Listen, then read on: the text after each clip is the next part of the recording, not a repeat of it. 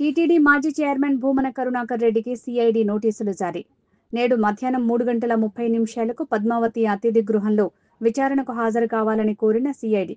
పరకామణి దొంగతనం కేసులో ఇప్పటికే అనేక మందిని విచారించిన సిఐడి. హైకోర్టు ఆదేశాల మేరకు సిఐడి విచారణ.